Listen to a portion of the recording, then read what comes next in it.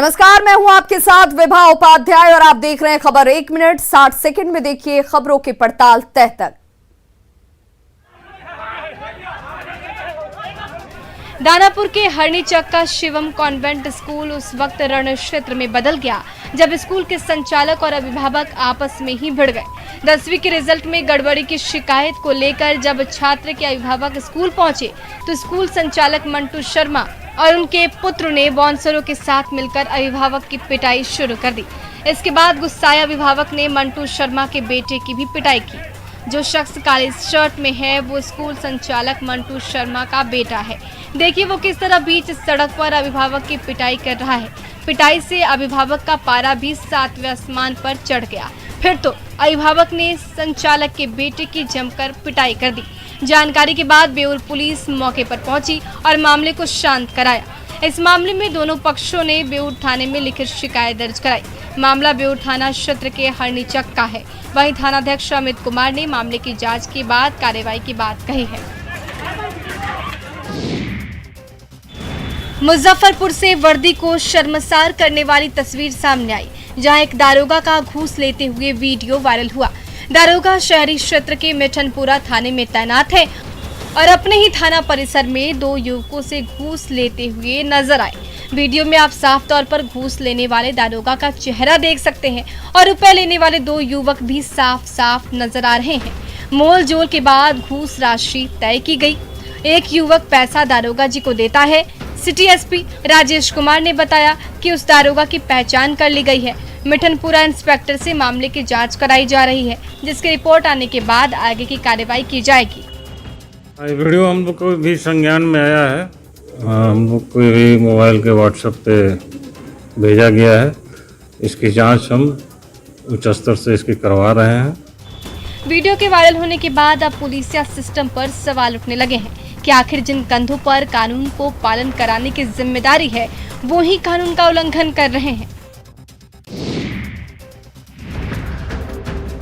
एक तरफ जहां हर घर नल का जल पहुंचाया जाना सरकार के ड्रीम प्रोजेक्ट में शामिल है, वहीं दूसरी ओर स्थानीय जनप्रतिनिधि ही इस योजना में पलीता लगाने का काम कर रहे हैं। खबर सुनकर आप भी चौंक जाएंगे। दरअसल भागलपुर के सबौर प्रखंड के गोपालपुर गांव के करीब 100 परिवारों को मुख्यमंत्री के ड्रीम प्रोजेक्ट हर घर नल का जल योजना के तहत मिलने वाले पानी से वंचित कर दिया गया है, वो भी सिर्फ इसलिए क्योंकि वो महादलित है। इससे आक्रोशित ग्रामीणों ने स्थानीय मुखिया और वार्ड पार्षद के खिलाफ जिला परिषद सदस्य महेश यादव के नेतृत्व में जमकर प्रदर्शन किया और प्रशासन से भीषण जल संकट के दौर से गुजर रहे ग्रामीणों को जल्द से जल्द पानी मुहैया कराने की बात कही। ग्रामीणों का आरोप है कि वो सभी महादलित परिवार से हैं। 1 साल पहले हर घर नल का जल घर घर तक पहुंचाए जाने की शुरुआत की गई थी, लेकिन पिछले 1 महीने से इन्हें पानी तक नहीं दिया गया है। लॉकडाउन में गोवा से लौटने के दौरान लापता सिमडेगा का श्रमिक मार्कूस आखिरकार अपने घर पहुंच गया। गोवा से लौटने के दौरान उसकी मानसिक स्थिति ठीक नहीं थी और इसी बीच वो तेलंगाना के खम्बन से ट्रेन से उतर गया, जिसके बाद उसे लोगों ने चोर समझकर पिटाई कर दी। गंभीर रूप से घायल अवस्था में उसे प्रशासन ने एक एनजीओ को सौंपा, जिसकी सहायता से उसका इलाज करवाया गया और पूरी तरीके से ठीक होने के बाद पूरी जानकारी जुटाकर उसे एनजीओ संचालक सिमडेगा ले आए। सिमडेगा में कोर्ट के सामने मार्कूस को परिजनों को सौंप दिया गया। ठीक करा के वो पूरा ठीक होने के बाद में ये लोग पूरा पोर पीपल है, इसका पता इन सही बोल रहे झूठ बोल रहे बोल को मैं इंटरनेट में सर्च करिए तो इन बोले सो सिमडेगा है, झारखंड है और पुलिस थाना है, गाँव में छटाव हो गए। इधर प्रशासन ने मार्कूस को आर्थिक सहायता दी है, साथ ही पुनर्वास और रोजगार के लिए हर संभव मदद का भी भरोसा दिया है।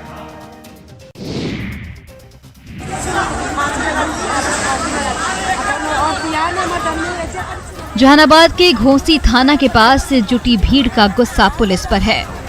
दरअसल पूछताछ के लिए एक युवक को थाने लाया गया था, जिसे हाजत में रखा गया था।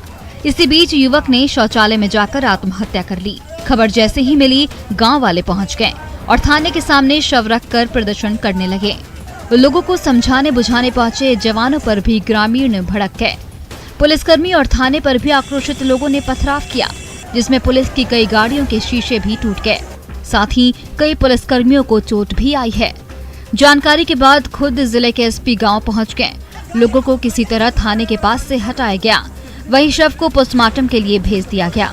एसपी ने बताया कि ब्रजेश कुमार को बाइक चोरी के मामले में पूछताछ के लिए थाना लाया गया था, जहां मोबाइल चार्जर के तार से फंदा बनाकर उसने खुदकुशी कर ली। तनाव को देखते हुए पुलिस बल की तैनाती गांव में कर दी गई है।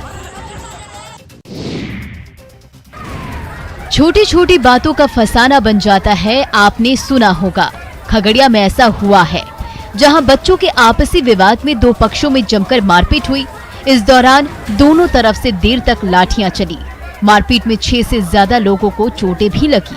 सोशल मीडिया पर वायरल हो रही इस वीडियो में आप देख सकते हैं कि दोनों तरफ भीड़ लगी है और लाठी डंडे चल रहे हैं। जख्मी होने के बावजूद लोग वहां से नहीं हट रहे हैं। बाद में घायल लोगों को सदर अस्पताल में भर्ती कराया गया। पुलिस के मुताबिक खेलने के दौरान बच्चों में विवाद हुआ और फिर बड़े लोगों में मारपीट शुरू हो गई। जो लोग जख्मी हुए हैं उन्हें सदर अस्पताल में भर्ती कराया गया है। नगर थाना प्रभारी को भी मामले की जानकारी है। उनका कहना है कि बच्चों के खेलने को लेकर विवाद मारपीट तक पहुंच गया। पुलिस ने जांच कर कार्रवाई का भरोसा दिलाया है।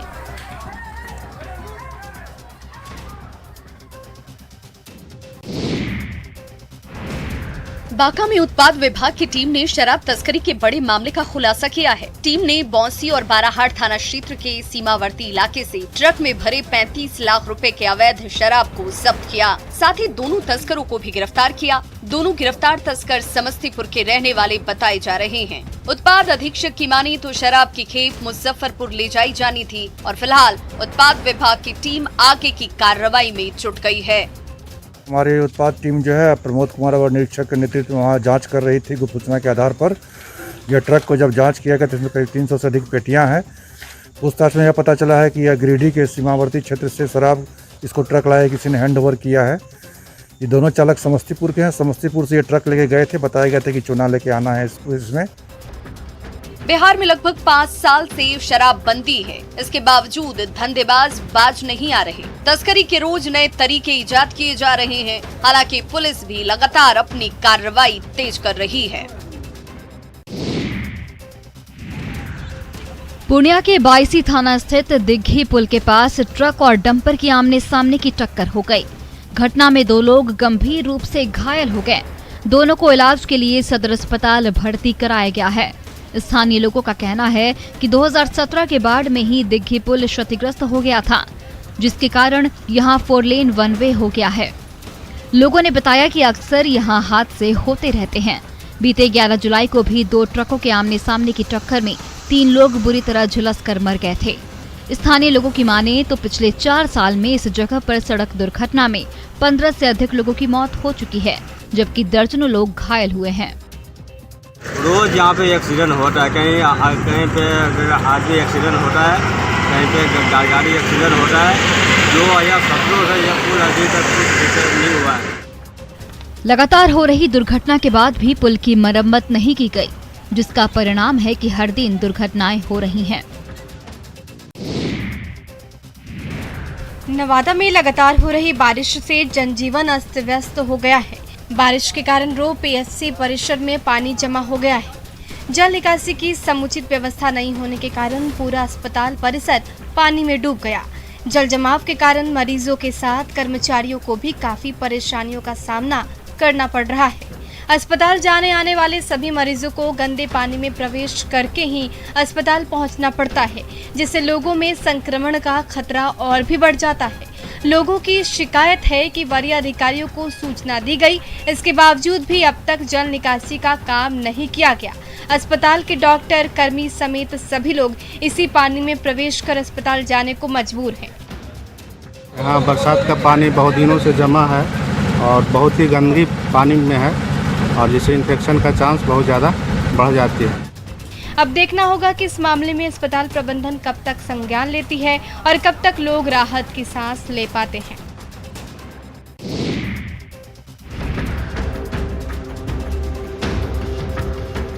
मुजफ्फरपुर में बाढ़ का पानी नदियों की पेटी में सिमट गया है, लेकिन तबाही के जख्म अब भी हरे हैं। जिले के बागमती, लखनदेई, बूढ़ी गंडक और मनुष्यमारा नदियां हर साल तबाही मचाती है। बागमती नदी ने जिले के औराई, कटरा और गायघाट इलाके में भारी कटाव किया। कटाव और जल जमाव की वजह से लोगों की संपत्ति को बड़ा नुकसान हुआ है। कटाव की वजह से 62,000 हेक्टेयर खेती की जमीन बर्बाद हो चुकी है और करीब 5,000 परिवार बांध पर रहने के लिए मजबूर हैं। 1 दर्जन स्कूल और करीब 2 दर्जन आंगनबाड़ी केंद्र बागमती की वजह से बेकार हो चुके हैं।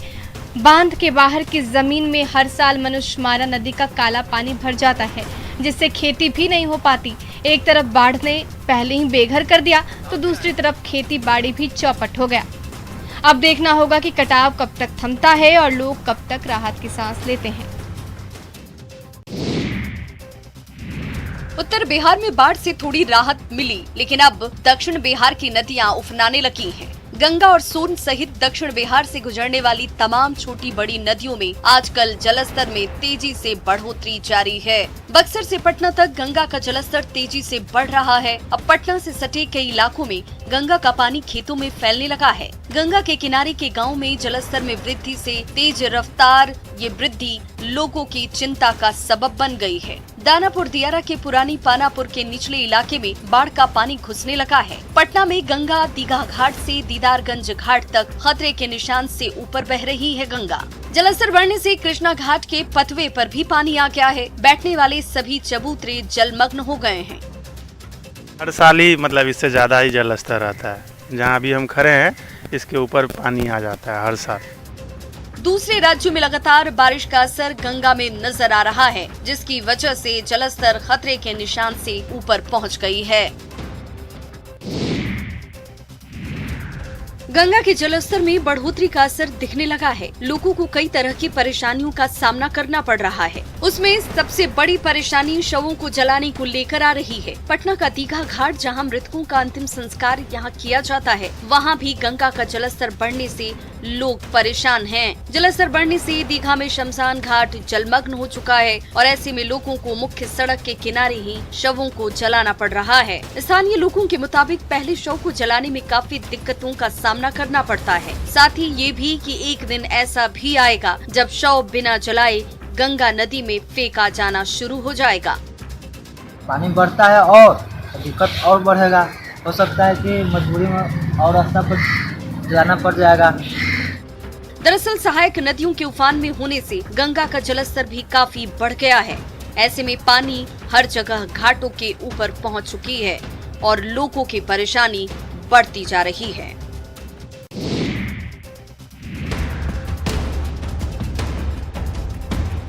पटना में बाढ़ का दायरा बढ़ता ही जा रहा है। NH30A पर बॉर्डर एरिया दनियावा प्रखंड के कोरील बिघा के पास यातायात पूरी तरह से ठप हो गया है। दरअसल बरसाती नदियों के जलस्तर में अचानक बढ़ोतरी से पटना चारों ओर से पानी से घिर गया है। गंगा समेत पटना के आसपास से गुजरने वाली 4 नदियां पुनपुन, दरघा और कररुआ खतरे के निशान के ऊपर बह रही है, जबकि सोन नदी का जलस्तर भी काफी तेजी के साथ बढ़ रहा है। नदी में आई उफान से कई गांव पानी में डूब गए हैं।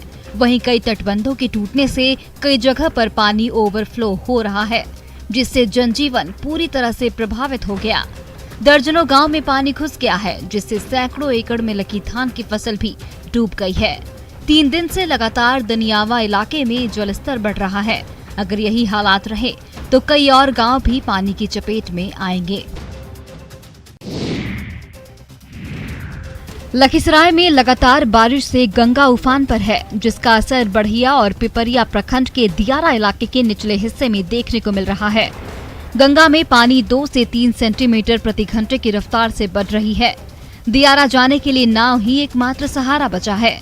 पानी का स्तर ऐसे ही बढ़ता रहा तो कई गांव जद में आ सकते हैं, जिसको लेकर ग्रामीण काफी भयभीत हैं। बारिश की वजह से पुलिया ध्वस्त हो गया है, जिससे यातायात व्यवस्था ठप हो गई है। सदर प्रखंड के सामंडी, साबिकपुर सहित करीब आधा दर्जन गांव का संपर्क प्रखंड मुख्यालय से कट गया है। लोगों के मुताबिक चिमनी भट्टा मालिक ने ज्यादा मिट्टी काट लिया, जिसकी वजह से पुलिया का ये हाल हुआ है।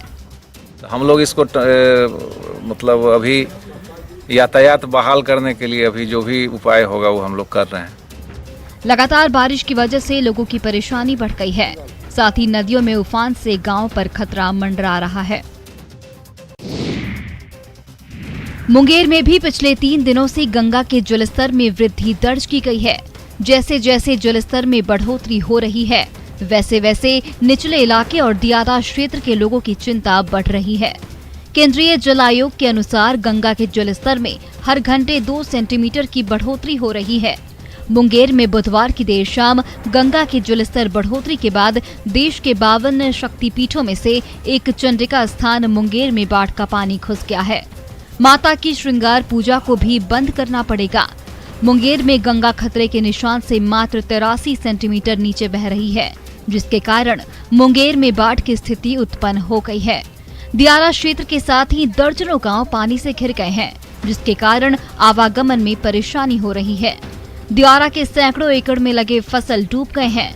ग्रामीणों ने कहा कि अगर 1-2 दिन यही स्थिति रही तो जिला पूरी तरह बाढ़ से घिर जाएगा। गंगा बक्सर से लेकर भागलपुर तक उफान पर है, जिसका असर मुंगेर में भी दिख रहा है। मुजफ्फरपुर का नाम देश के स्मार्ट सिटी की श्रृंखला में शामिल है, लेकिन तस्वीरें जो आई हैं वो चिंता बढ़ाने वाली है और ये सब प्रशासनिक लापरवाही का नतीजा है। यहाँ नगर निगम की लापरवाही से घंटे भर की बारिश में ही पूरा शहर झील में तब्दील हो जाता है। बुधवार को लगभग 2 घंटे की बारिश के बाद ऐसा ही नजारा दिखा। ये तय करना मुश्किल था कि शहर के इलाके में पानी नहीं है। समाहरणालय, सदर अस्पताल, सभी बाजार, प्रमुख सड़क, रेलवे स्टेशन, बस स्टैंड, हर जगह पानी ही पानी। सदर अस्पताल की स्थिति इस बारिश में भी और नारकीय हो गई। यहाँ इलाज कराने आए लोग परेशान दिखे। सदर अस्पताल के सभी वार्ड तक जाने वाली सड़क पर नाले वाला पानी भर गया है। हॉस्पिटल में पानी है ना, पैर हुआ देखो जी भीजल है, पैर भीग गया, कपड़ा भीजल है। ये तस्वीर भले ही बुधवार की है, लेकिन सच्चाई ये है कि जब भी बारिश होती है हालात ऐसे ही होते हैं। कोडरमा में भारी बारिश के बाद गोखाने नदी पर बना पुल ध्वस्त हो गया।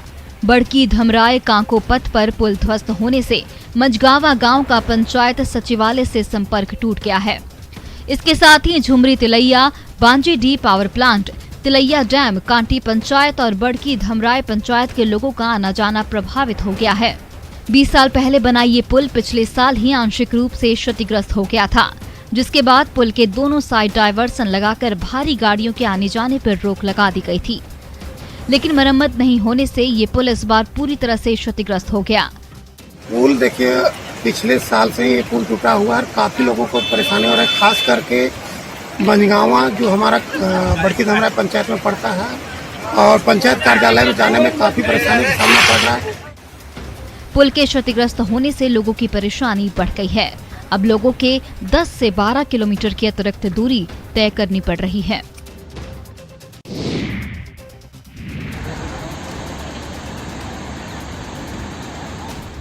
लगातार बारिश का असर झारखंड में भी दिख रहा है। दुमका के मसानजोड़ डैम का जलस्तर लगभग 387 फीट पर पहुंच गया है।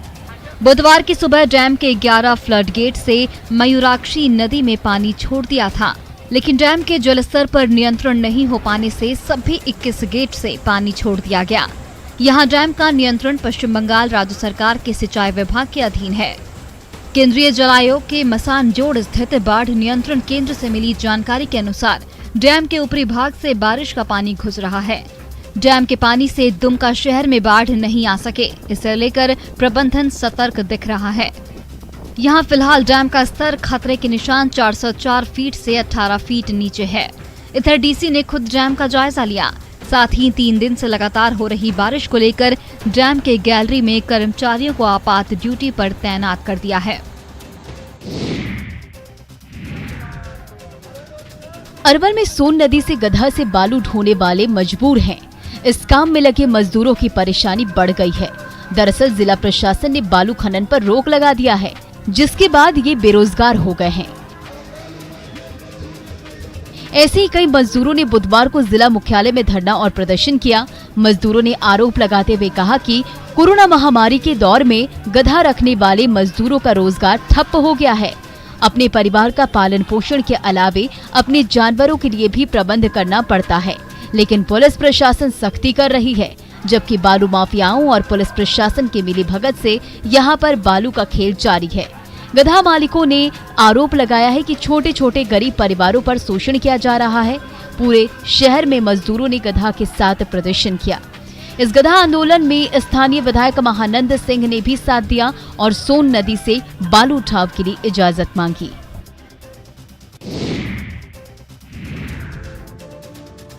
सरकार ने भूमिहीनों के लिए कई तरह के कानून बनाए हैं, लेकिन भूमिहीनों को उनका लाभ नहीं मिल पा रहा है। बिहार के भोजपुर में ऐसा ही हो रहा है। अगीआंव प्रखंड के बेरथ निवासी राजकुमार शर्मा भूमिहीन हैं, खेत में मजदूरी करते हैं और एक जर्जर घर में अपने पूरे परिवार के साथ रहते हैं। घर भी ऐसा कि कब गिर जाए कोई ठिकाना नहीं। राजकुमार शर्मा अपना घर बनवाना चाहते हैं, लेकिन गांव के दबंग उन्हें घर बनाने नहीं दे रहे। दीनानाथ शर्मा की मौत के बाद उनका बेटा राजकुमार शर्मा अपने परिवार के साथ उसी जमीन पर बने मकान में रहता है, जो अब पूरी तरह से जर्जर हो चुका है। बकौल राजकुमार शर्मा, वृंदा सिंह की मौत के बाद उनके बेटे ललन सिंह, सत्येंद्र सिंह और महेंद्र सिंह उन्हें उस जमीन से बेदखल करने के लिए प्रताड़ित कर रहे हैं। परेशानी है कि हमारा बाबूजी के समय की इनका आधा के हिस्सेदार भीरदा सिंह लिया ले रहने कमना से आलिया के बसौलन। बेटा और बेटी में भेद नहीं है, भेद ना हो इसको लेकर कई कार्यक्रम चल रहे हैं, बावजूद इसके बेटियां प्रताड़ित हो रही है। जमुई जिले में एक ऐसा ही मामला सामने आया है। जिले के लक्ष्मीपुर थाना इलाके के दिघरा गांव की 3 बहनें अनाथ की जिंदगी जी रही हैं। तीनों बहनों को छोड़कर उनके माता पिता पंजाब जा चुके हैं। 2 महीने से ये तीनों बहनें दूसरे से मांगकर अपना गुजर बसर कर रही हैं, अपने पेट भर रही हैं। तीनों बहन नाबालिग है, जिनकी उम्र 6 साल, 4 साल और 3 साल बताई जा रही है। बच्चों को जब स्थानीय लोगों ने सड़क पर भटकते देखा तो थाने लेकर पहुंचे। अभी रक्षा में रखा है और चाइल्ड वेलफेयर कमेटी के सामने उनको प्रोड्यूस किया जाएगा और उसके बाद जो उनका निर्णय होगा उसके हिसाब से उनको प्रोटेक्शन होम भेजा जाएगा। तीनों बहन ने बताया कि पिता अनिल बिंद शराब का आदी था। वो अपनी पत्नी यशोदा और 2 बेटे को लेकर पंजाब चला गया, जबकि 3 बहनों को घर पर ही छोड़ दिया। बिहार के अरवल जिले में कोविड-19 से अनाथ हुए बच्चों को अभी तक किसी तरह की सरकारी मदद नहीं मिली है। पूरे बिहार में 50 बच्चे को अनाथ होने की सूची जारी की गई है, जिसमें 2 बच्चे अरवल में भी शामिल हैं। इन बच्चों ने माता पिता दोनों को खो दिया। वैसे 42 और भी परिवार हैं जिनके माता पिता में से एक की जान चली गई। हालांकि सरकार ने कोविड-19 महामारी में वैसे परिवारों को सुविधा मुहैया कराए जाने की घोषणा की थी, लेकिन अब तक जिले में इन परिवारों को किसी प्रकार की सुविधा नहीं मिली है, जिस पर देश की सबसे बड़ी अदालत ने संज्ञान लिया है।